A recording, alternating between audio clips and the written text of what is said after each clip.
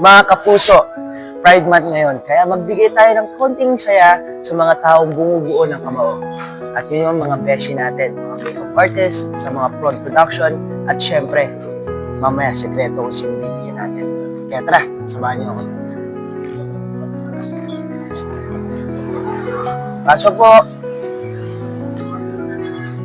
Ay, wow!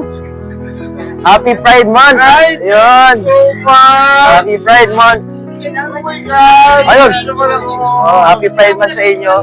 At para sa inyo. Talaga ba? Happy Pride Month.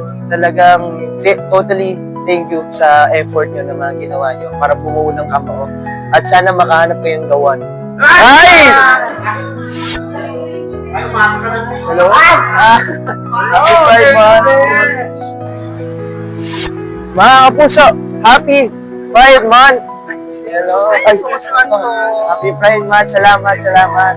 At sana makahanap kayo ng gawan nyo at mapapasaya nyo sa buhay nyo. Happy Pride Month. Mama Dodong, Happy Pride Month.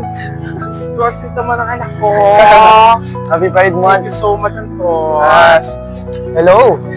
Para sa inyo. Happy Pride Month. At sana makahanap ka ng gawan, ha? Para sa'yo.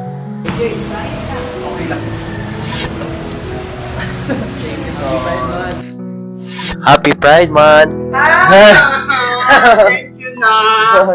Marami. Cute naman yan ko. Ay, thank you po. Siyempre, bibigay natin ito si special someone. Pinaka-importante sa buhay ko talaga. Bye! Para sa'yo! Harap na dito ko. Ate Yosh, Happy Pride Month Day. Ang masasabi ko lang, Ate Yosh, salamat talaga sa lahat ng suporta mo sa akin. During bata pa lang ako, nandiyan ka na para sa akin. Kaya ito lang yung maliit kong bigay para sa'yo. And I know, during PBB pa lang, nandiyan ka na. At talagang bukang bibig na kita doon. And now, first time kilang kita mabigyan ng flowers para sa iyo.